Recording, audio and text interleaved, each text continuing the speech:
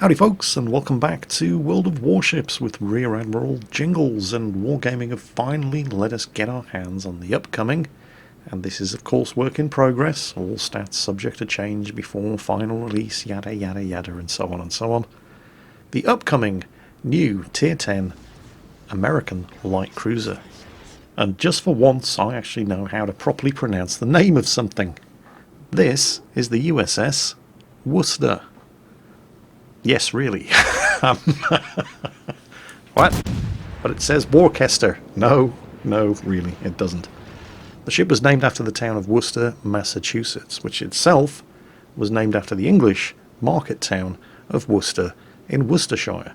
Even though it looks like Worcester in Worcestershire, you're just going to have to trust me on this one. English is a funny language. And unlike certain other 6-inch gun-armed Tier 10 cruisers, yes, HMS Minotaur, I am looking at you, the USS Worcester actually existed. She was commissioned in 1948. It's a post-war design, but she was decommissioned in 1958. She was only in service for 10 years, and she spent the first year of service fitting out and undergoing sea trials. So, why the short service history? What was wrong with this class of ship? Well, it wasn't so much that there was anything specifically wrong with the design, although there were certain things to do with the main battery guns that were a little disappointing.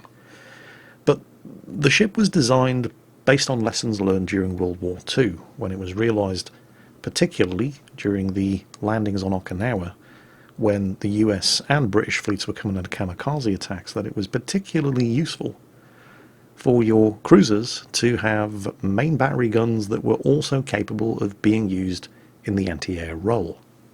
This was nothing particularly new, of course. The Atlanta class of cruisers had been specifically designed with this in mind as well, but this was a post-war design. And in that role, it has to be said that the USS Worcester and her sister ship, the USS Roanoke, and I probably am mispronouncing that, were particularly good. Perhaps a little too good, because the ship's gunfire control system was actually optimized for the anti-air role.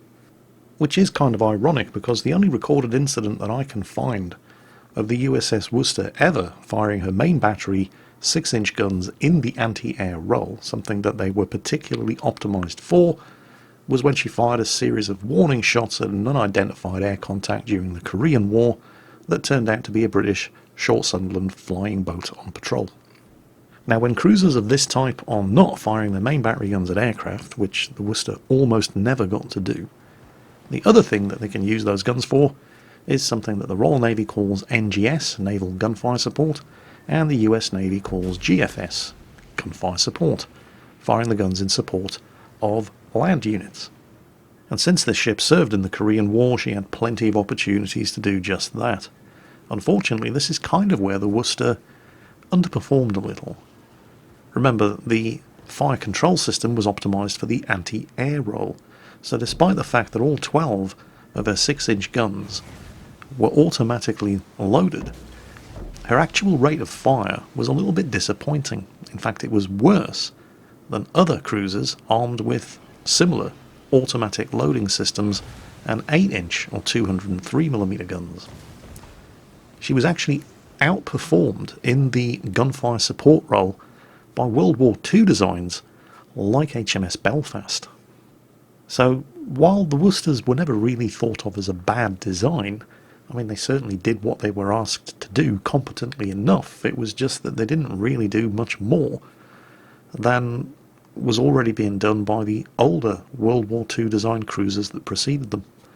So of the 4 ships of this class that were planned, only 2 were actually built, the Worcester and her sister ship, the Roanoke, which I'm almost certainly still mispronouncing, and the Worcester was decommissioned after only 10 short years of service. Parts of her still do exist to this day, however. After she was scrapped, 200 tons of her armour plate ended up being used as radiation shielding for the particle accelerator at the Fermi National Accelerator Laboratory in Batavia, Illinois. Now, unfortunately, or perhaps fortunately for North Korean pilots, the real-life USS Worcester never really got the opportunity to show just how good she would have been at shooting down aircraft. But you get to put it to the test here in World of Warships. This thing really is spectacular. Even if you don't specifically set it up for the anti-air role, it's still pretty fearsome when it comes to knocking aircraft out of the sky. If you do go ahead and set this thing up for the anti-air role, however, it becomes absolutely terrifying. That's an AA rating of 100. It's actually significantly more than 100. It's just that the game stops counting when it reaches 3 figures. Just for the sake of demonstration purposes, I put my 15-point AA spec US Navy cruiser captain on here. And we'll take a look at his skills just to give you an idea of the sort of thing that anything that flies is going to have to face when it comes within 8.2 kilometers of this ship. Advanced firing training, an extra 20% anti-aircraft gun firing range, and of course we have manual control for AA armament, so 100% bonus damage per second for all 85mm or better anti-aircraft guns.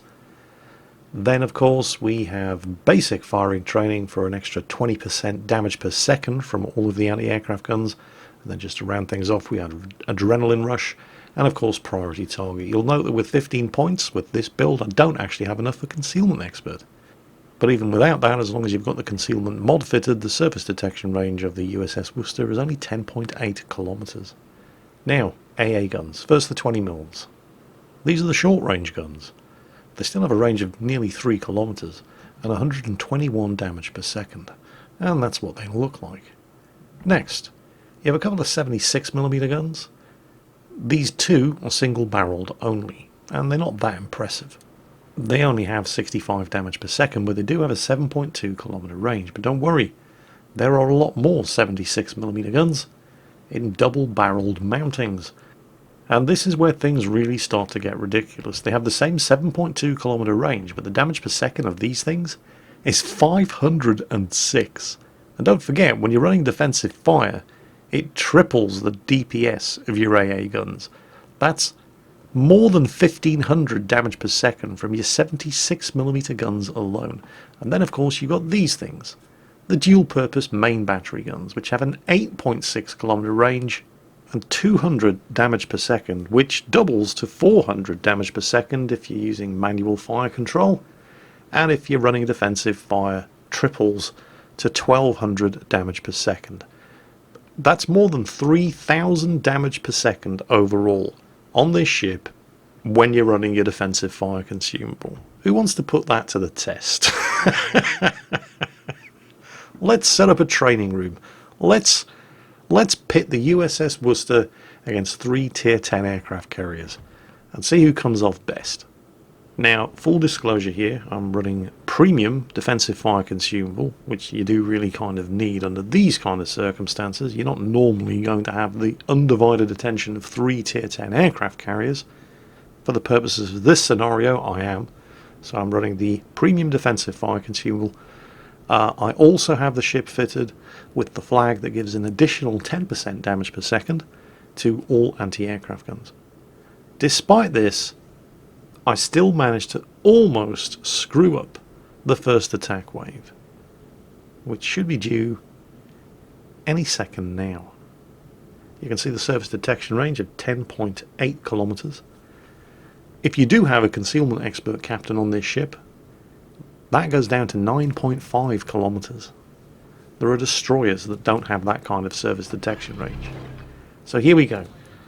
3 Tier 10 aircraft carriers, and I do completely screw up this first wave. I've triggered the defensive fire, I'm manually selecting targets, but I completely screw up the maneuvering, as you're going to see. It's actually quite embarrassing. So there's one torpedo, but no flooding.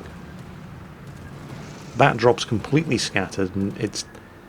I almost didn't show you this. I almost just showed you the edited highlights to make myself not look quite as shit. But check this out. I've actually avoided that torpedo, but then oversteered, and now there goes my steering, and I can't do a thing about this. I'm going to take multiple torpedoes here, all because I oversteered and took one right in the rudder. And that caused me to suffer, I think, 4 torpedo hits in total. But we have shot down 48 aircraft. Actually, is that 49? Are we done yet? No, there we go, 50. 51. 52 aircraft shot down. And I screwed that up completely. But let's wait for the second wave to come in and see how we do against that. So, defensive fire still isn't ready, and I've been spotted by aircraft, and here they come. So I'm going to have to actually stop being shit here and start using my manual fire control. So I'm prioritising the torpedo bombers here. So far, of course, there are only torpedo bombers for me to shoot at. There's one squadron down. And come on. That's another squadron down. Now for the third squadron. But some of these are probably going to get through. Defensive fire is up again, but I don't want to waste that on one squadron. Okay. I just have to try to avoid the torpedoes. I'm probably not going to. Am I going to take two? There's one. Yep, I'm going to take two torpedoes. That was only 3 squadrons and I still took 2 torpedoes. So, okay. Damage control the flooding. I'll be able to recover some health again soon. But basically, and I don't mind admitting it, what you've seen up until now is someone who's actually pretty bad at prioritising aircraft targets and steering his ship when he's under air attack. Despite that, oh, here they come. Okay, defensive fire is now ready to go. First squadron selected, torpedo bombers. And it's down. Next closest target, those guys. Okay, I'm going to shoot them down. They're done. Next target selected. I'm going to eliminate those and turn in towards these. Okay, first squadron down, second squadron down. Now these guys. They're down. Next squadron of dive... Sorry, no, torpedo bombers. They're down. Now I can start shooting down some of the dive bombers. Okay, scattered that drop. Didn't shoot them all down. Select another target. They've dropped their bombs. These guys are incoming. Shot them down. Next squadron selected. Shot them down. Next squadron selected. Shot them down. Let's see if we can get some of those stragglers as they run for home. Yeah, got a couple of them. There's another 48 aircraft shot down. And remember, I'm bad at this. Oh, more aircraft incoming. Defensive fire is now on cooldown. Torpedo bombers selected. Only one squadron. Wait, no, second one coming in. Okay, first squadron shot down. Second squadron selected. Manual fire control. Boosts the DPS of my 100mm or better, sorry, of my 85mm or better AA guns by 100%. On this ship, that only applies to your main battery guns, those 152mm 6-inch guns. Shot them down, one torpedo away, no problem. Even I can avoid that. That's a lot of aircraft shot down so far. But where are the rest? Remember, this is 3 tier 10 aircraft carriers. Yep, here they come, and I still have 40 seconds to wait before I can use my defensive fire, so I'm going to have to rely on not being shit. I may be in trouble. First squadron down. Second target prioritised. Oh, they're getting awfully close. Short range opening up, they're down. Next target, and they're already close. They're going to get some torpedoes away. Okay, forget about them, target the next squadron. Am I going to eat that one? I'm probably going to eat that one. Yep. Next squadron targeted. I should, providing a slowdown. Yep, I've managed to dodge that one. And there are the enemy aircraft carriers. Okay, all of the available aircraft, with the exception of that one squadron, are now outbound. So shoot them down, and now start targeting the incoming dive bombers. Let's put some fire on some of these carriers while we're here. Okay. Again, we're prioritising the dive bombers approaching until they have dropped their bombs. Then we switch to another target. Defensive fire is back up. And actually, I think, yeah, I'll probably do want to start using it around about now, because they're all starting to come in. So defensive fire up. Did take some damage from the dive bombers. Continuing to work over the enemy carrier. Some torpedoes got dropped, but they've been scattered by defensive fire. Slow, slow, slow, slow, slow. Dodged it, speed up again, and there's another 37 aircraft shot down. Picking off some of the stragglers as they try to make it back to their carriers. I'm now close enough to some of these carriers that I can start shooting their aircraft down the second they muster on the flight deck. More aircraft coming in. Oh wait, some of them are down to fighters now.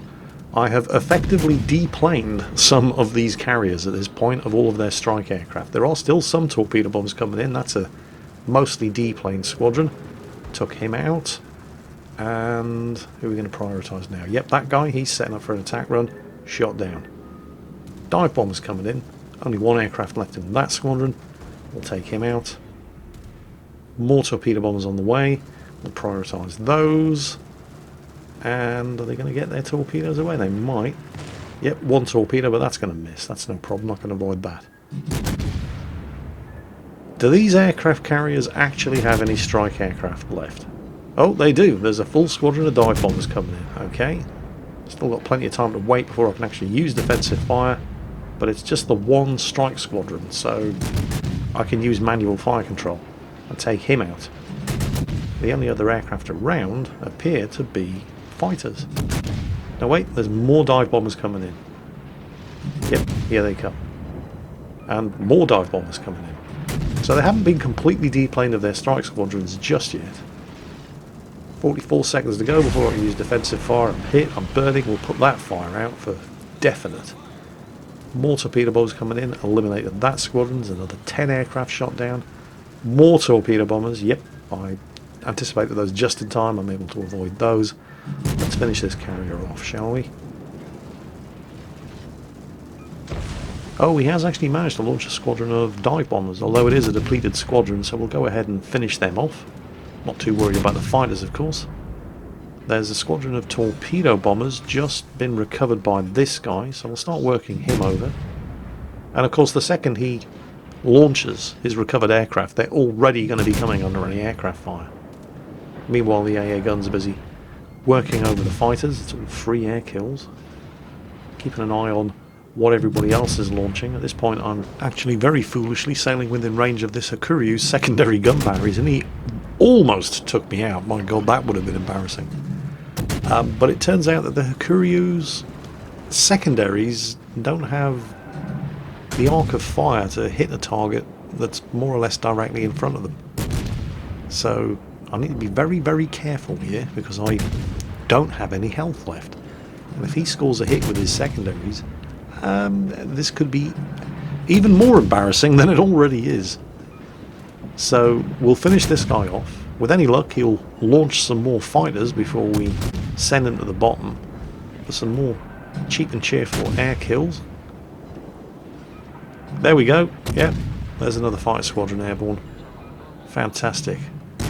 More completely harmless aircraft for me to shoot down. This guy's almost down.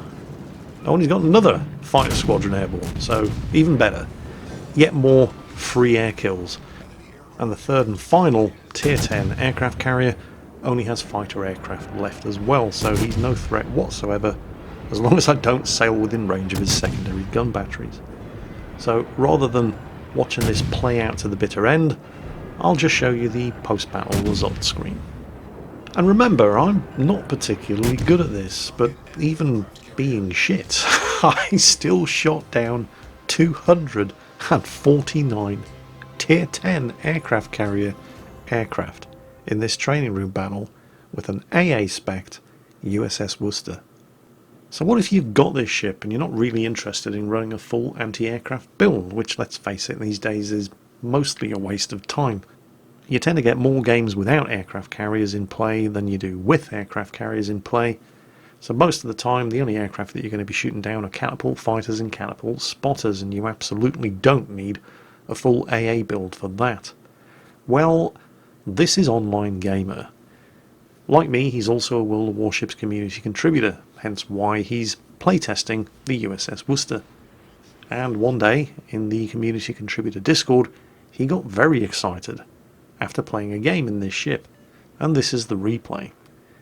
He wanted to know if I was interested in showing it, and I'm always happy to help out smaller YouTube channels. So OnlineGamer, link down below in the video description to his YouTube channel, and this is the game that he had in the USS Worcester.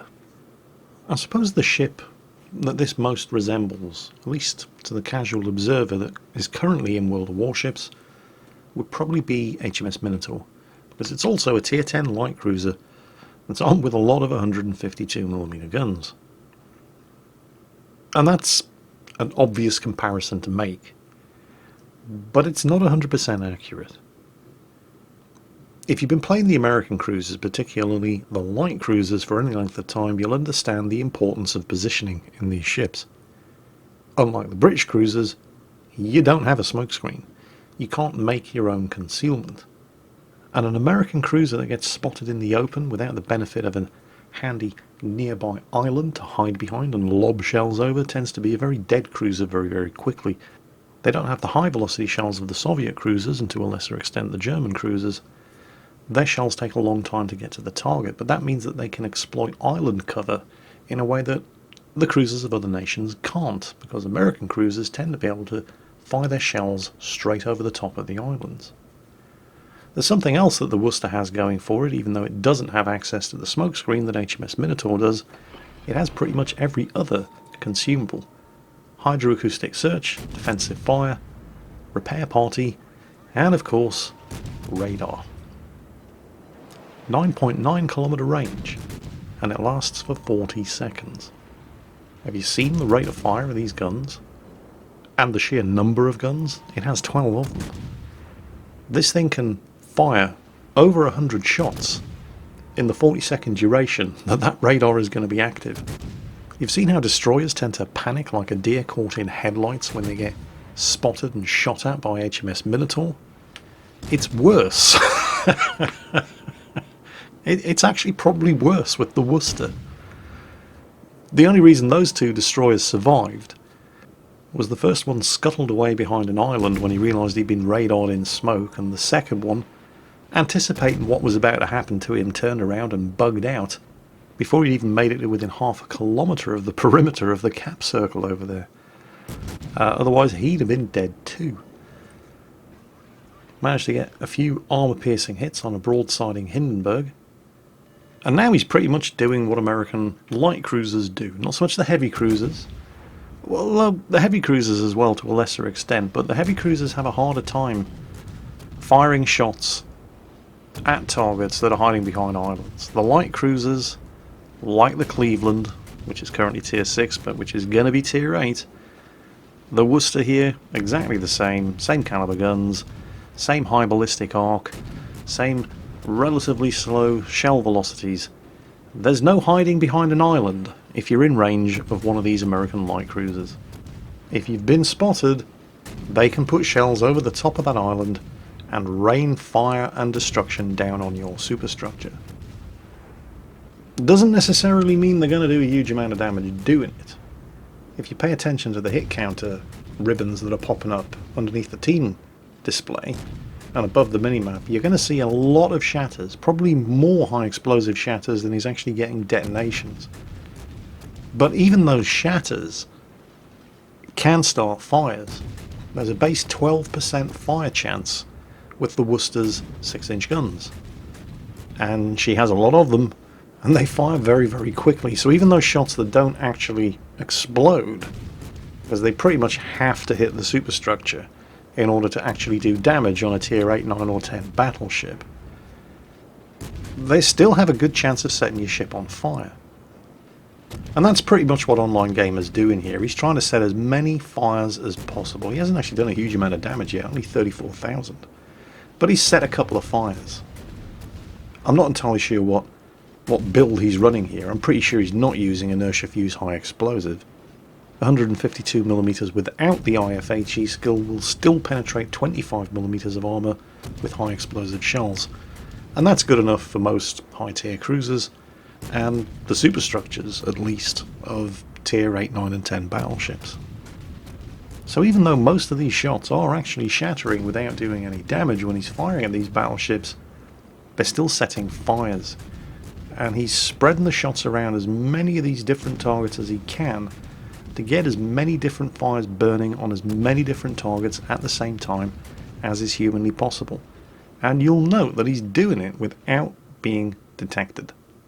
None of those enemy battleships or cruisers have a direct line of sight to him thanks to that island that he's parked behind.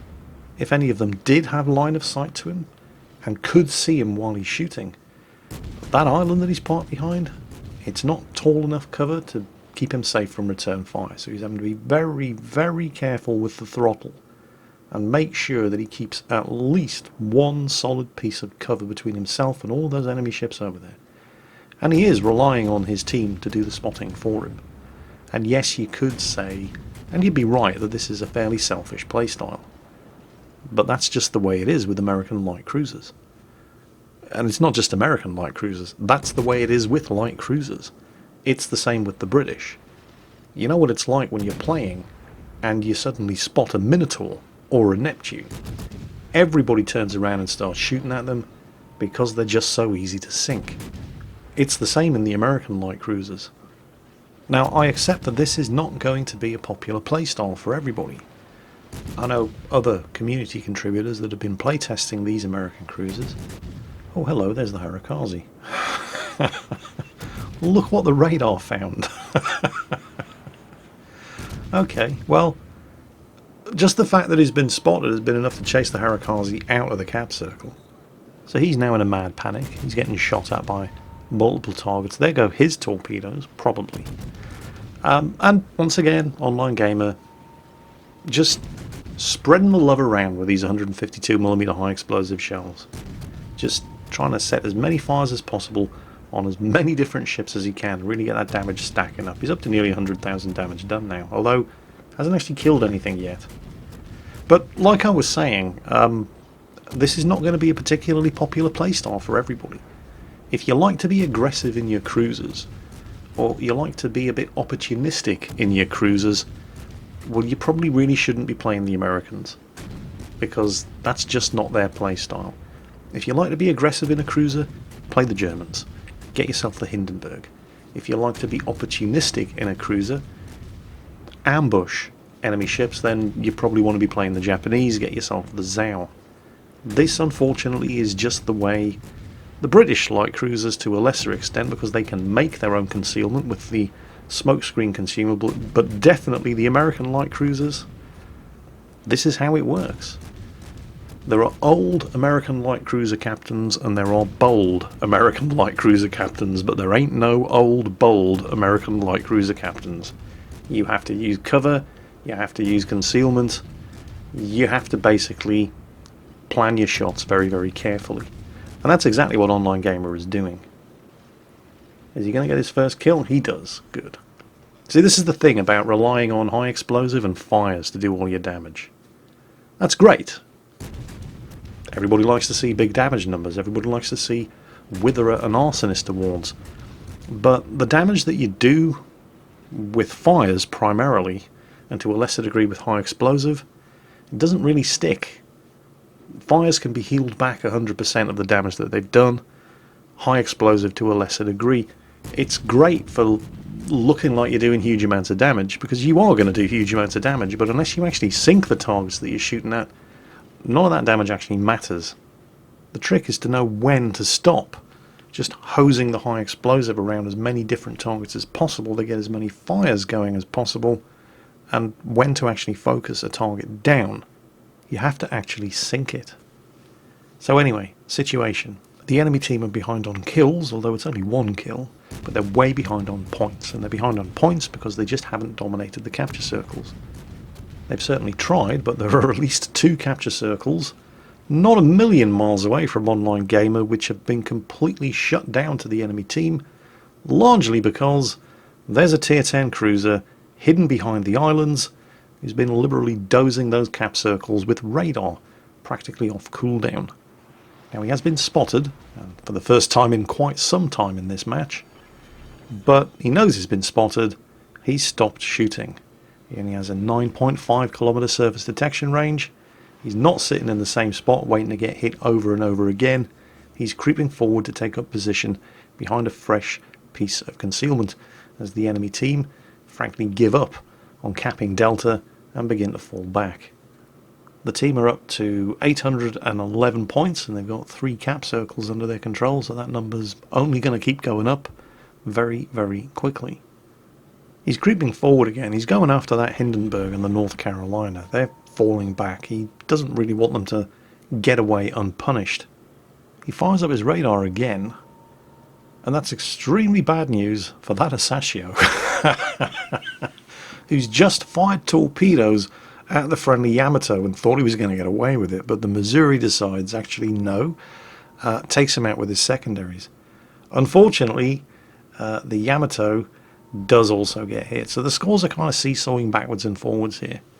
At one point the team were up to 933 points, then they lost the Yamato, back down to 880, but well, they still hold 3 cap circles, so the points are still going up. And, Hindenburg. He's chasing after the Harakaze, which means he's broadside on, and the range is pretty good. I think it's time to test the armor-piercing shells, because we've seen what the high explosive can do, and at that kind of target, at that kind of range, and that kind of angle, yeah, 8,500 damage will do. The armor piercing, of course, highly situational. You have to have the right target, at the right range and the right angle to do any kind of damage. Of course, he's been spotted, but now he's got the armor between himself and the Hindenburg, switches targets to the Atago, but the range isn't particularly optimal to be firing armor piercing. So switches back to the Hindenburg, once again with the high explosive because he's heading away, but the match is just about over. Manages to set a fire, 995 points. The Hindenburg's probably going to get away. Still, bomb some more damage on it because that's 1,000 points. Game over. 143,316 damage done, with a frankly ridiculous number of target hits in the new American Tier 10 cruiser. Stats subject to change because it is a work in progress, the USS Worcester. So, that was OnlineGamer. Thank you very much for the replay. Link to his YouTube channel down below in the description. Now, I don't expect everybody to like this ship. In fact, I expect quite a few people to hate this ship. Well, actually, I expect everybody to hate getting shot at by this ship, but I do expect quite a few people to hate playing this ship. And the reason for that, it's the playstyle. It's the American light cruiser playstyle. It's not aggressive. Well, you can play these ships aggressively, but you're not going to last very long. Unlike British light cruisers, which you can play aggressively, the American light cruisers don't carry their own concealment. British light cruisers have smoke screens. With a British light cruiser, you can creep up to your target, or at least to within shooting range of your target, preferably a whole bunch of targets, preferably a whole bunch of targets that don't have radar amongst them, and pop your smoke screen, hey presto, instant concealment, Bob's your mother's brother. You can't do that with the Americans. With the Americans, you have to have map awareness, you have to play tactically, you have to use the concealment that's already there on the map, the islands, and to an extent you also kind of have to use the rest of your teammates to spot the targets for you, so you don't have to expose your very badly armoured ship to return fire by spotting targets for yourself. You can still spot targets for yourself, but it's a very dangerous game in an American cruiser. They don't carry their own concealment with them. They have, well, in the case of the Worcester, just about every other consumable going other than the smoke screen. And a lot of people don't like that. A lot of people like to play aggressively. You can't really do that in these American light cruisers and expect to survive for very long. So fair warning to everybody watching this video. You may not like this ship. On the other hand, if you're the kind of crazy bastard who likes to play radar minotaurs, this might be the ship line for you. Of course, it's a work in progress, stats are subject to change, but you can at least get an idea of the kind of thing that they're going for with this ship. The new American Tier 10 cruiser, the USS Worcester. Hope you enjoyed today's video, and as always, take care, and I'll catch you next time.